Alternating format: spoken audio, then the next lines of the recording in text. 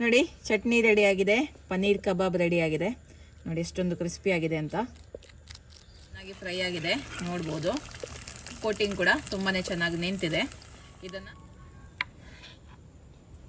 ನೋಡಿ ಈ ಸೈಜಲ್ಲಿ ಮಾಡ್ತಾ ಇದ್ದೀನಿ. ಹಾಯ್ ಎಲ್ಲರಿಗೂ, 1 kg ಪನೀರ್ ಉಂಟು. ಟೇಸ್ಟಿಯಾಗಿರುವಂತ ಪನೀರ್ ಕಬಾಬ್ ಮಾಡುವ, ಜೊತೆಗೆ ಒಂದು ಹೋಟೆಲ್ ಸ್ಟೈಲ್ ಚಟ್ನಿ ಮಾಡುವ. ಬನ್ನಿ. ನೋಡಿ 1 kg ಪನೀರ್ ಉಂಟು. ಓಕೆ, ಇಲ್ಲಿ ಸ್ವಲ್ಪ ಕ್ರ್ಯಾಕ್ ಬಿದ್ದಿದೆ ನೋಡಿ, ಪರವಾಗಿಲ್ಲ. ನಾವು ಆದಷ್ಟು ಸ್ಕ್ವೇರ್ ಅಥವಾ ರೆಕ್ಟ್ಯಾಂಗಲ್ ಶೇಪಲ್ಲಿ ಕಟ್ ಮಾಡಲಿಕ್ಕೆ ಟ್ರೈ ಮಾಡುವ. ಓಕೆ, ಇದನ್ನು ಕಟ್ ಮಾಡುವ. ಸ್ವಲ್ಪ ನಾನು ಪೀಸಸನ್ನು ದೊಡ್ಡದಾಗಿ ಇಡ್ತಾ ಇದ್ದೀನಿ. ಓಕೆ ನೋಡಿ, ಇಲ್ಲಿ ಸ್ವಲ್ಪ ಕ್ರ್ಯಾಕ್ ಬಿದ್ದಿದೆ, ಅದನ್ನು ಆದಷ್ಟು ನಾವು ಸ್ಕ್ವೇರ್ ಕಟ್ ಮಾಡಲಿಕ್ಕೆ ಟ್ರೈ ಮಾಡುವ.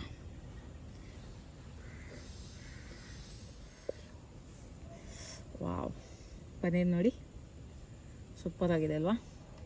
ಓಕೆ, ಎಲ್ಲ ಪನ್ನೀರನ್ನು ಕಟ್ ಮಾಡಿ ರೆಡಿ ಮಾಡಿ ಇಡ್ತೇನೆ. ನೋಡಿ ಈ ಸೈಜಲ್ಲಿ ಮಾಡ್ತಾ ಇದ್ದೀನಿ. ಇಷ್ಟಾದರೆ ಸಾಕು, ತುಂಬ ದೊಡ್ಡದು ಕೂಡ ಬೇಡ ಅಂತ ಹೇಳಿ ಮೀಡಿಯಂ ಸೈಜಲ್ಲಿ ಇಡ್ತಾ ಇದ್ದೀನಿ. ಈಗ ಮಸಾಲವನ್ನು ರೆಡಿ ಮಾಡುವ. 2 ಟೇಬಲ್ ಚಮಚದಷ್ಟು ಅಚ್ಚಕಾರದ ಪುಡಿ, ಅರ್ಧ ಚಮಚ ಅರಿಶಿಣದ ಪುಡಿ, 2 ಟೀ ಸ್ಪೂನ್ ಅಷ್ಟು ಕೊತ್ತಂಬರಿ ಪುಡಿ, 1 ಟೀ ಸ್ಪೂನ್ ಗರಂ ಮಸಾಲ ಪುಡಿ, 1 ಟೀ ಸ್ಪೂನ್ ಜೀರಿಗೆ ಪುಡಿ, ರುಚಿಗೆ ತಕ್ಕಷ್ಟು ಉಪ್ಪು, 1 ಟೇಬಲ್ ಚಮಚದಷ್ಟು ಶುಂಠಿ ಬೆಳ್ಳುಳ್ಳಿ ಪೇಸ್ಟ್, ಕರಿಬೇವಿನ ಸೊಪ್ಪು ಸ್ವಲ್ಪ, ಮೊಸರು 2 ಟೇಬಲ್ ಚಮಚದಷ್ಟು, ಬೈಂಡಿಂಗ್ಗೋಸ್ಕರ 2 ಟೇಬಲ್ ಚಮಚದಷ್ಟು ಅಕ್ಕಿ ಹಿಟ್ಟು, ಹಾಗೆ 2 ಟೇಬಲ್ ಚಮಚದಷ್ಟು ಕಾರ್ನ್ಫ್ಲವರ್. ಇದು ಎರಡನ್ನು ಕೂಡ ಮಿಕ್ಸ್ ಮಾಡಿ ಹಾಕ್ತಾ ಇದ್ದೀನಿ.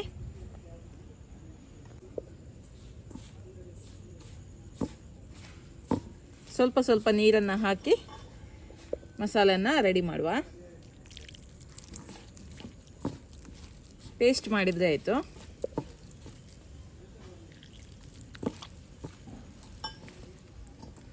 ನೋಡಿ ಮಸಾಲ ಪೇಸ್ಟ್ ರೆಡಿಯಾಗಿದೆ. ಈಗ ಪನ್ನೀರನ್ನು ಹಾಕುವ. ಪನ್ನೀರ್ ಹಾಕ್ತಾ ಇದ್ದೀನಿ.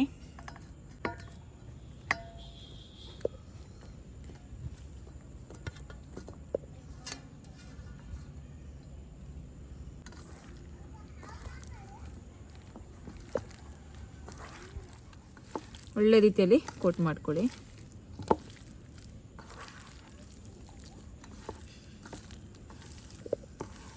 ಇದೊಂದು ಸ್ವಲ್ಪ ಹೊತ್ತು ಹೀಗೇನೆ ಇರಲಿ ಮಸಾಲ ಜೊತೆ ಕೋಟಾಗಿ. ಅಷ್ಟರ ತನಕ ಇದಕ್ಕೆ ಒಂದು ಚಟ್ನಿಯನ್ನು ರೆಡಿ ಮಾಡುವ. ಚಟ್ನಿ ಮಾಡಲಿಕ್ಕೆ ನೋಡಿ 1 ಕಪ್ ಅಷ್ಟು ಕೊತ್ತಂಬರಿ ಸೊಪ್ಪು, ಅರ್ಧ ಕಪ್ ಅಷ್ಟು ಪುದೀನ ಸೊಪ್ಪು, 2 ಹಸಿಮೆಣಸಿನ್ಕಾಯಿ, 1 ಇಂಚಷ್ಟು ಶುಂಠಿ, 4 ಎಸಳು ಬೆಳ್ಳುಳ್ಳಿ, ಅರ್ಧ ಲೆಮನ್ ಜ್ಯೂಸ್, ಅರ್ಧ ಕಪ್ ಅಷ್ಟು ಮೊಸರು, ಸ್ವಲ್ಪ ಉಪ್ಪು. ಓಕೆ, ಇದನ್ನು ಗ್ರೈಂಡ್ ಮಾಡಿ ತಂದರೆ ಚಟ್ನಿ ರೆಡಿ ಆಗುತ್ತೆ. ಓಕೆ, ಈಗ ಇದನ್ನು ಫ್ರೈ ಮಾಡುವ. ನೋಡಿ ಇದಕ್ಕೆ ನಾನು 2 ಟೇಬಲ್ ಚಮಚ ಚಿಲ್ಲಿ ಪೌಡ್ರ್ ಜಾಸ್ತಿ ಹಾಕಿ ಮತ್ತೆ ನಾನು ಪೇಸ್ಟನ್ನು ಮಾಡಿದ್ದೀನಿ. ಅಂದರೆ ನನಗೆ ಸ್ವಲ್ಪ ಚಿಲ್ಲಿ ಪೌಡ್ರ್ ಕಡಿಮೆ ಅಂತ ಅನಿಸ್ತು, ಅಂದರೆ ಕಲರ್ ಸ್ವಲ್ಪ ಕಡಿಮೆ ಅಂತ ಅನಿಸ್ತು. ಹಾಗಾಗಿ ಮತ್ತೆ 2 ಟೇಬಲ್ ಚಮಚ ಚಿಲ್ಲಿ ಪೌಡ್ರನ್ನು ಸೇರಿಸಿದ್ದೀನಿ. ಈಗ ಇದನ್ನು ಫ್ರೈ ಮಾಡುವ. ಈಗ ಪನ್ನೀರ್ ಕಬಾಬನ್ನು ಮಾಡುವ. ಈ ಥರ ಹಾಕುವಾಗ ನೊರೆ ನೊರೆ ನೊರೆ ಬರಬೇಕು ನೋಡಿ.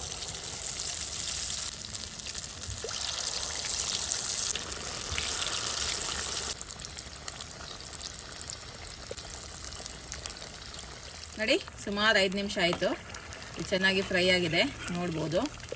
ಕೋಟಿಂಗ್ ಕೂಡ ತುಂಬಾ ಚೆನ್ನಾಗಿ ನಿಂತಿದೆ. ಇದನ್ನು ತೆಗೆದು ಬಿಡುವ. ಇನ್ನು ನಿಮಗಿದು ಎಕ್ಸ್ಟ್ರಾ ಕ್ರಿಸ್ಪಿ ಬೇಕಿದ್ರೆ ಇದನ್ನು ಮತ್ತೊಮ್ಮೆ ನೀವು ಫ್ರೈ ಮಾಡಿದರೆ ಆಯಿತು, ಡಬಲ್ ಫ್ರೈ ಮಾಡಿದರೆ ಆಯಿತು. ಒಮ್ಮೆ ಇದನ್ನು ಫ್ರೈ ಮಾಡಿ ತೆಗೆದಾದ ನಂತರ ಮತ್ತೆ ಎಣ್ಣೆಯನ್ನು ಬಿಸಿ ಮಾಡಿ ಮತ್ತೆ ಬಿಸಿ ಬಿಸಿ ಎಣ್ಣೆಗೆ ಇದನ್ನು ಹಾಕಿದರೆ ಡಬಲ್ ಫ್ರೈಯಿಂಗ್ ಆಗುತ್ತೆ. ಆವಾಗ ನಿಮಗೆ ಕೋಟಿಂಗ್ ಎಕ್ಸ್ಟ್ರಾ ಕ್ರಿಸ್ಪಿಯಾಗಿ ಬರುತ್ತೆ. ಓಕೆ, ತೆಗೆದು ಬಿಡುವ. ಓಕೆ, ಈಗ ಸೆಕೆಂಡ್ ರೌಂಡ್ ಇದನ್ನು ನಾನು ಫ್ರೈ ಮಾಡ್ತಾ ಇದ್ದೀನಿ. ಒಮ್ಮೆ ಇದನ್ನು ಫ್ರೈ ಮಾಡಿ ತೆಗೆದಾಯಿತು. ಈಗ ಡಬಲ್ ಫ್ರೈಯಿಂಗ್ ಮಾಡ್ತಾ ಇದ್ದೀನಿ. ನೋಡಿ ಎಣ್ಣೆ ಚೆನ್ನಾಗಿ ಕಾದಿರಬೇಕು ಡಬಲ್ ಫ್ರೈಯಿಂಗ್ ಮಾಡುವಾಗ ಕೂಡ. ಈ ರೀತಿ ಮಾಡೋದ್ರಿಂದ ನಿಮಗೆ ಕಬಾಬ್ ತುಂಬಾ ಕ್ರಿಸ್ಪಿಯಾಗಿ ಬರುತ್ತೆ.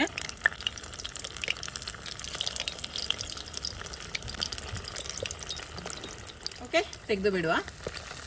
ಸೆಕೆಂಡ್ ಟೈಮ್ ಫ್ರೈ ಮಾಡುವಾಗ ಜಾಸ್ತಿ ಏನು ಫ್ರೈ ಮಾಡಬೇಕು ಅಂತೇನಿಲ್ಲ. ನೋಡಿ ಸೇಮ್ ನಿಮಗೆ ಚಿಕನ್ ಕಬಾಬ್ ರೀತಿ ಕಾಣಿಸ್ತಾ ಉಂಟಲ್ವಾ? ಸೂಪರ್ ಆಗಿದೆ. ನೋಡಿ ಚಟ್ನಿ ರೆಡಿ ಆಗಿದೆ, ಪನ್ನೀರ್ ಕಬಾಬ್ ರೆಡಿ ಆಗಿದೆ. ನೋಡಿ ಎಷ್ಟೊಂದು ಕ್ರಿಸ್ಪಿ ಆಗಿದೆ ಅಂತ.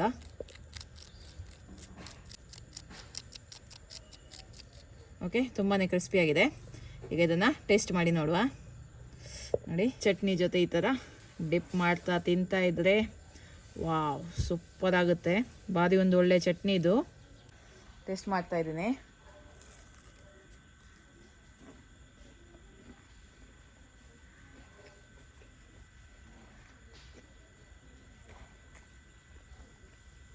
ಕಬಾಬ್ ಅಂತೂ ಸೂಪರ್ ಆಗಿದೆ. ಕೋಟಿಂಗ್ ಹೊರಗಡೆಯಿಂದ ಕ್ರಿಸ್ಪಿ ಆಗಿದೆ, ಒಳಗೆ ತುಂಬ ಸಾಫ್ಟ್ ಆಗಿದೆ.